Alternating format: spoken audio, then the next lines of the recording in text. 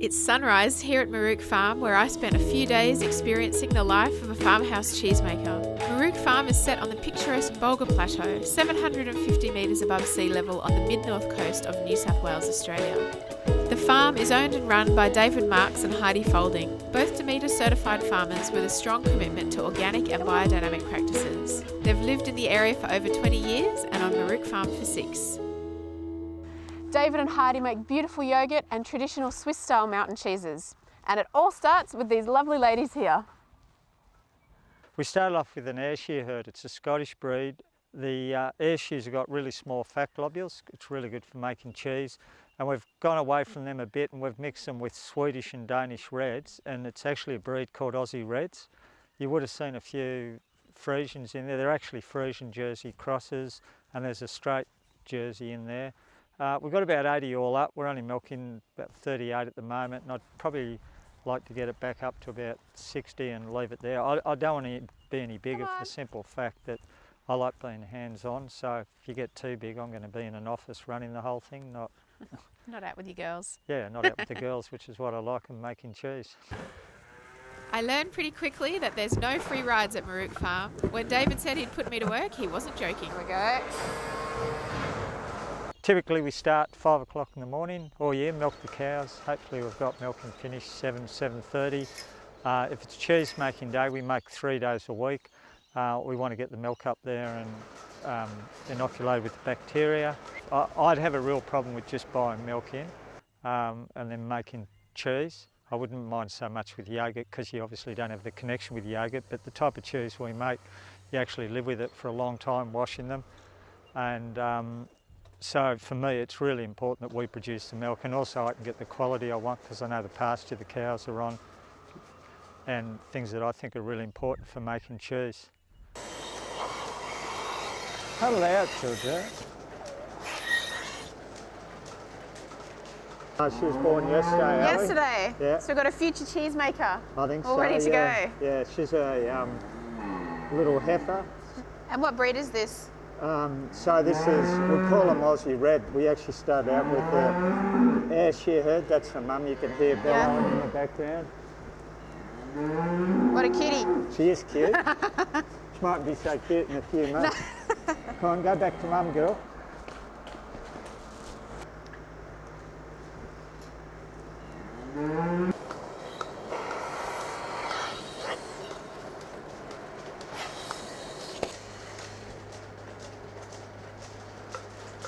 This bucket down here, Ali, it's called a test bucket, that little calf I just showed you. Yeah. We can't use the milk from the cow for about 4 days. It's got colostrum in it. Sure, okay. And it just affects the cheese making, or? Yeah, it's just not good milk for cheese, but it's ideal for the calf. It needs it.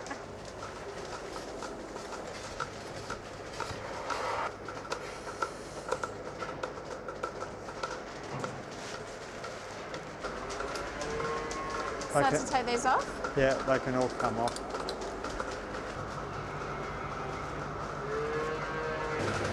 I can't believe how calm and placid Dave's cows are. They let you get right up, give them a pat, and they're even letting me milk them. Come on.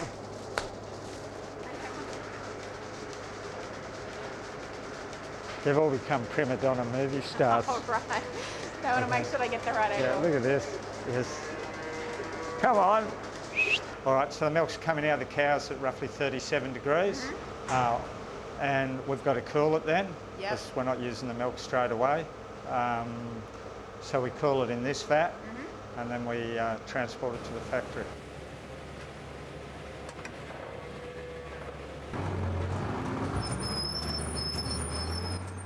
If it's cheese making day, we want to get the milk up there and inoculate with bacteria and get it into the hoops as early as possible. And this is our raw milk vat. We just run it in by gravity, and then we'll pump it over to the cheese.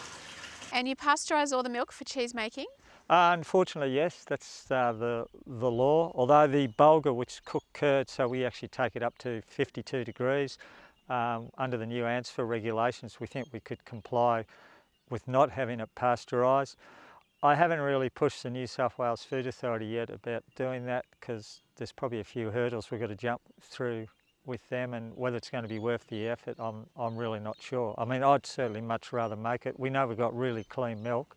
It's our own milk. We've got a long history of, clean milk, plate count and mastitis. So to me, it's a natural progression, but we'll just see what happens.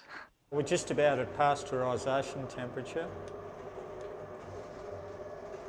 I'll just turn the boiler off. So I'll start cooling down now? Yep. Take it down, we'll inoculate at about 32 degrees. So at the moment, Ali, we put the starter cultures in and we're keeping it at the setting temperature around 32 degrees. Well, it's just a waiting game now, we're just waiting. So we've got the cultures in, so we're just waiting for that. So just count down? Yeah.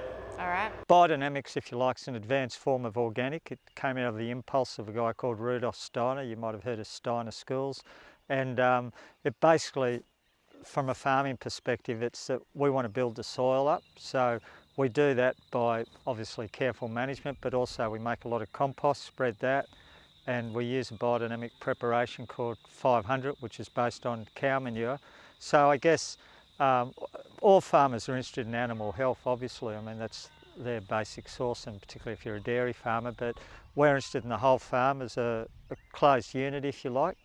I've got the agitator going at the moment. It's very gentle agitation, I don't mind that, but at the point we put the rennet in, then we'll stop all agitation and we'll wait for the curd to set.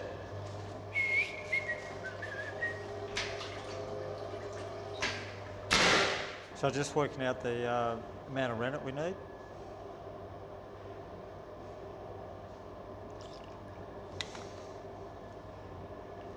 Once the rennet goes in, you'll just let it sit then and start I'll let it sit there, and then coagulate. We'll be looking at the point of when to cut it.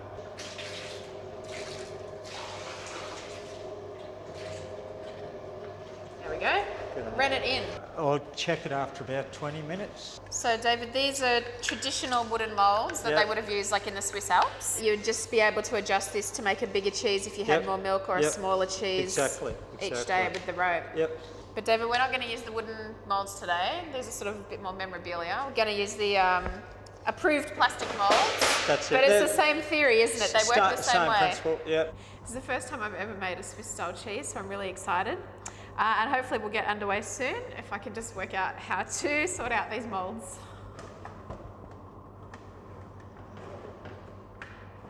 Work this out. I don't know if I can figure it out. I just can't. Yeah, if you go to the side where there's the double and flip the double side over, so it's like that, and then just run the single one around. Okay. If you just keep. Okay, so we've got double there, single there. Okay, I've got it. I've got it. Yes, she's Ta-da! done it. Well, we'll put all these to bed. Thanks, David. And you can have another go. All right. We're just going to check the curd. So what I do, I just slice it in, and then we just lift it up gently, and we'll just see how quickly, evenly that breaks open. So that's not far off. So when it breaks evenly, it's ready? Yeah, I'd say we're ready to go. So pretty close, yeah. Okay. All I'm doing is just turn the top of the curd over a bit to keep the same temperature. Oh, okay. Yeah. So now we're going to cut the curd. Okay. All right. Got to be fairly gentle with curd at this stage. Why's that? Well, it's still very soft, and obviously the more acid development we get, it's going to get harder, but you don't want to break the curd, and what you really got to watch, you don't create what's called cheese dust. Okay, and there'll be bad pockets when you're pressing the cheese and when it matures. So we just want to cut it very gently. Gently.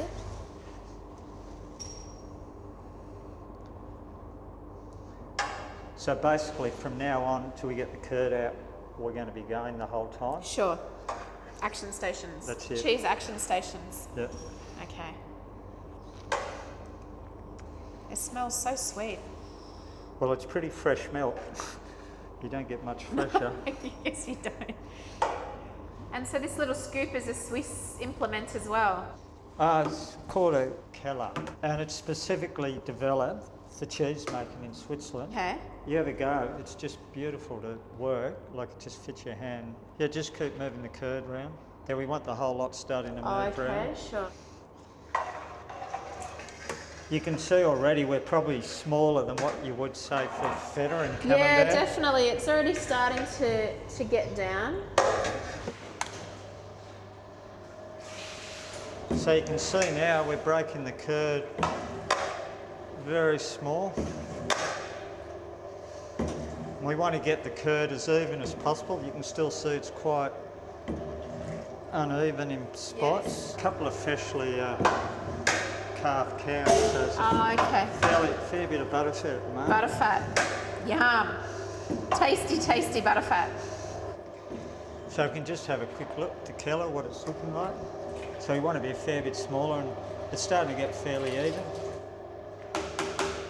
The beauty of this, nothing's changed in 200 years, 400 years. I mean, in Switzerland they use copper vats, and I guess originally they were wooden, but in terms of the technique, it's still the same.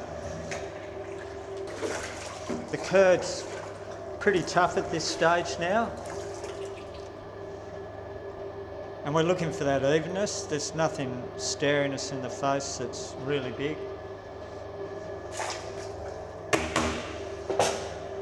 So the curd's been cut. It's at about 30 degrees now. We'd have to gently heat that up to 50 degrees. Take that over about 20 minutes, Ali, 25 minutes, and we'll take it up to 48 degrees fairly slowly. That's the slowest part, and then a bit quicker then up to 51, and then we're checking for at what point it's right to stop the agitation and we can take the cheese out. All right, well, we're getting close, so it's all hands on deck.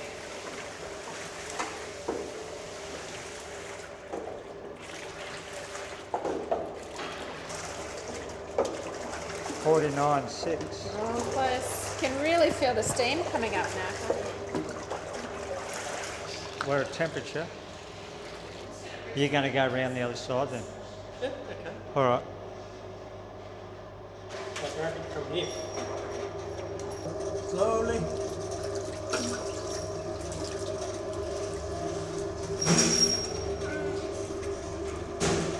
Get some more, you reckon you're right? We could take a bit more. Take a bit more here. Hang on, I've got to jump up. Huh? Good size? Yeah.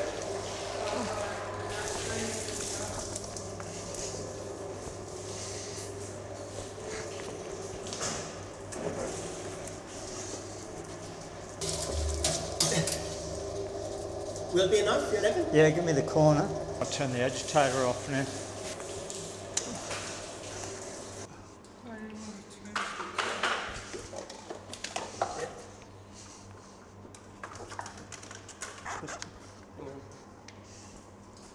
You want me to turn it or you're right? Wow. There you go. Yeah, give it one more. Well, yeah. So we'll turn it. Just Okay, 1, 2, 3.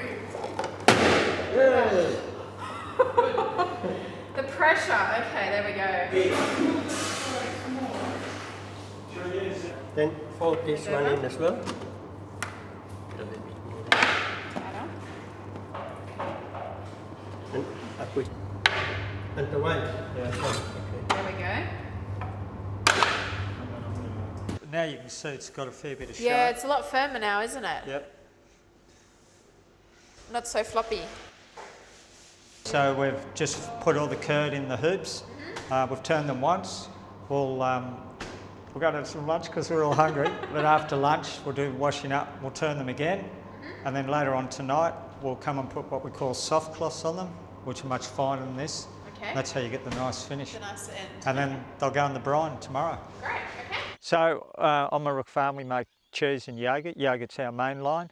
The cheeses we do, we make 3 types. We make a cooked curd cheese, which is we call bulgur, so it's like a Gruyere or a Comte in style.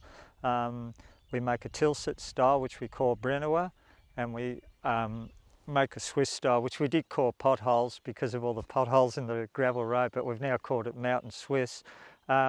The bulgur and the Brenauer are actually place names. We're on the Bulgur Plateau, and hence the name bulgur, and Brenauer is part of a locality within the Bulgur Plateau. I'm really conscious that we're not in Europe. and therefore the pasture is going to be different, and I really think it's fair to call them by a different name rather than their traditional names. So the fresh cheeses then come in here. They sit in a little brine bath for just over 1 day.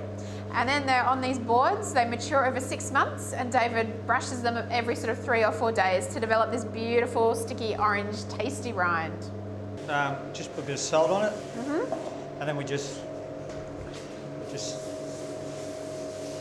the development of the smear, and it's actually the rind. We're forming the rind on the cheese. And this is what the cheeses will end up like in about 6 months' time.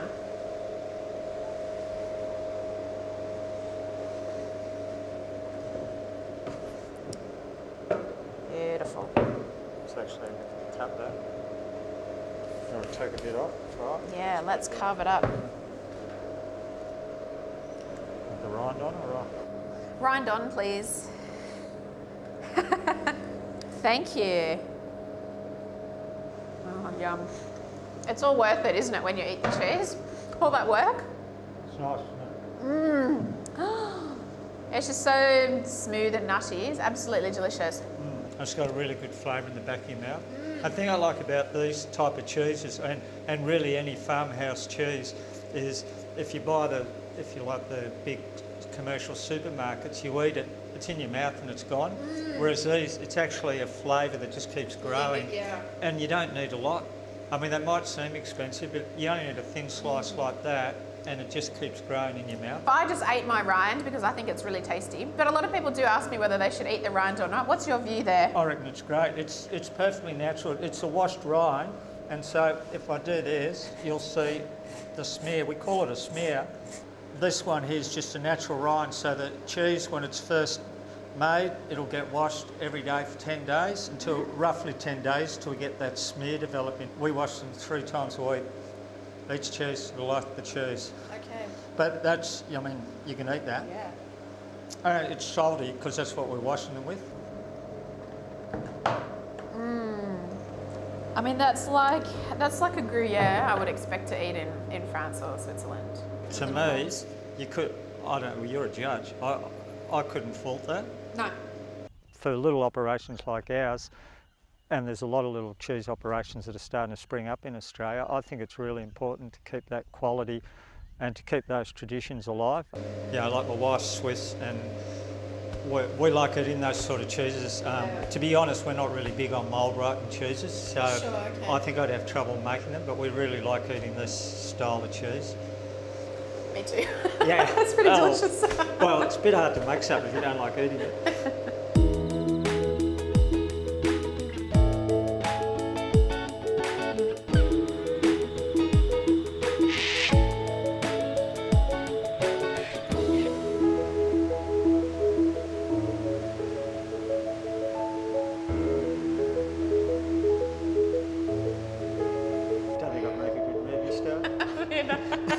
Stick to cheese You need making. someone behind, David. Action. And then, no, it's in front. Take 4.